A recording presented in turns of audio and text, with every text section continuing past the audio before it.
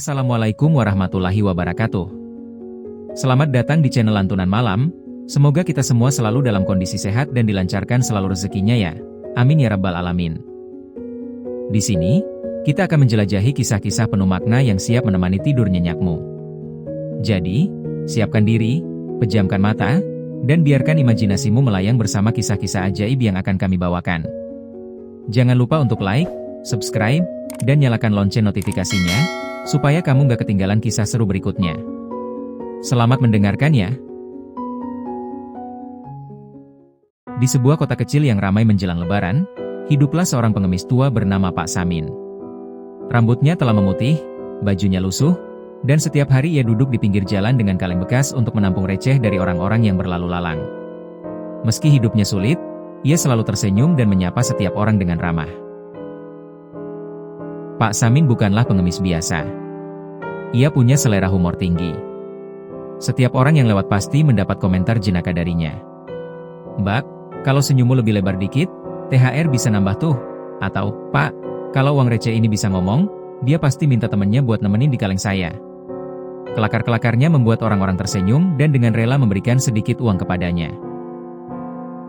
Namun, ada satu orang yang selalu melewatinya tanpa memberikan sedekah sepeser pun. Pak Ridwan, pemilik toko kelontong terbesar di kota itu. Ia dikenal sebagai orang kaya yang perhitungan. Setiap kali lewat, Pak Ridwan hanya melirik sekilas, lalu berjalan pergi tanpa berkata sepatah kata pun. Setiap pagi, Pak Samin bangun dari emperan toko tempatnya biasa tidur. Ia membersihkan diri di masjid terdekat sebelum memulai harinya. Meskipun hidupnya serba kekurangan, ia selalu berusaha menjalani hari dengan hati ringan. Hidup ini seperti roda, kalau hari ini di bawah, besok siapa tahu bisa di atas, gumamnya. Ia juga punya sahabat sesama pengemis, yaitu Mamat.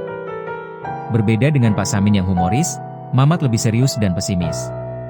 "Samin, kamu itu kebanyakan bercanda. Hidup kita susah, jangan ketawa terus," keluh Mamat. Pak Samin hanya tertawa. "Justru karena hidup susah, kita harus ketawa. Masa mau nangis terus? Nanti malah dikira aktor sinetron," gumamnya. Pak Samin bukan hanya dikenal di kalangan pengemis, tapi juga di antara para pedagang kaki lima dan masyarakat sekitar. Salah satu yang paling sering membantunya adalah Bu Siti, penjual nasi uduk. Setiap pagi, ia selalu memberi sebungkus nasi gratis untuk Pak Samin. "Pak Samin, kalau makan harus yang banyak ya, biar kuat," kata Bu Siti. "Wah, kalau saya makin kuat, nanti banyak yang ngutang ke saya nih," balas Pak Samin, membuat Bu Siti tergelak.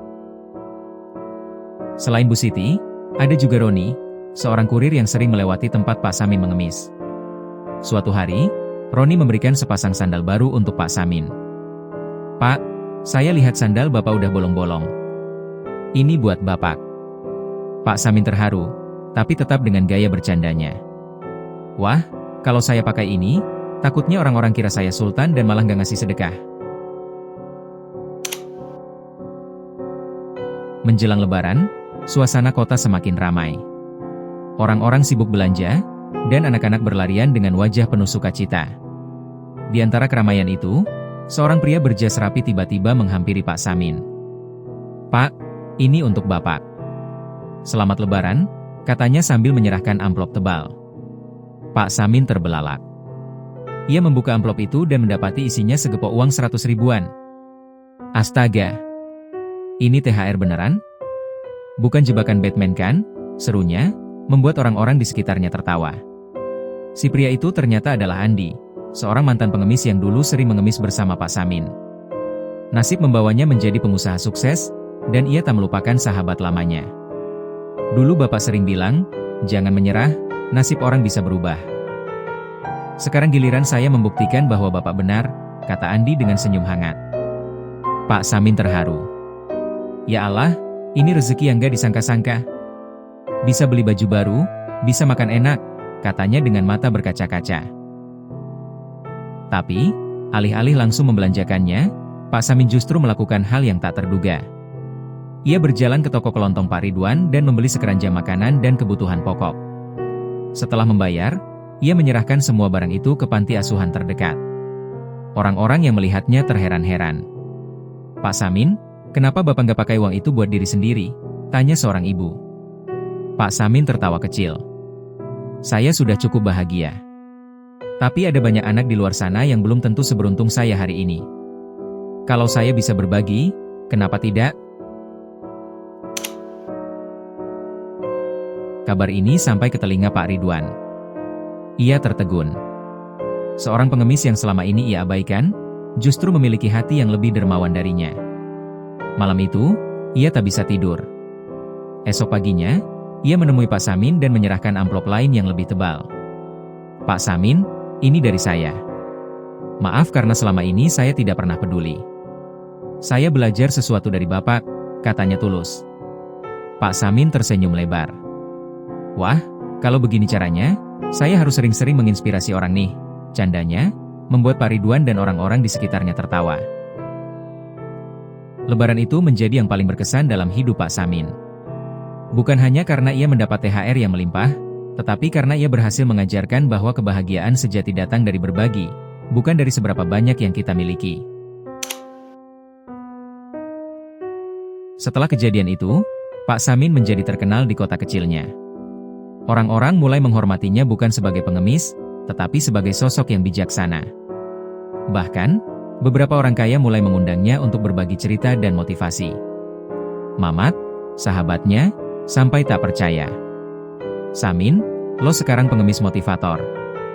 Pak Samin hanya tertawa. Namanya juga hidup, dulu kita cuma minta, sekarang kita bisa memberi. Siapa sangka? Dan begitulah, kehidupan Pak Samin terus berjalan, dengan senyum dan kebaikan yang tak pernah pudar. Kebahagiaan sejati bukan tentang seberapa banyak yang kita punya, tetapi tentang seberapa banyak yang kita berikan. Karena dalam memberi, kita menerima lebih dari sekadar materi. Kita menerima kebahagiaan, ketenangan, dan keberkahan yang tak ternilai harganya. Terima kasih sudah mendengarkan kisah ini sampai akhir. Semoga kisah ini bisa memberikan inspirasi dan hikmah untuk kita semua. Jangan lupa, tebarlah kebaikan setiap hari, karena sekecil apapun kebaikan yang kita lakukan hari ini, pasti ada artinya untuk orang lain. Sampai jumpa di kisah selanjutnya. Wassalamualaikum warahmatullahi wabarakatuh.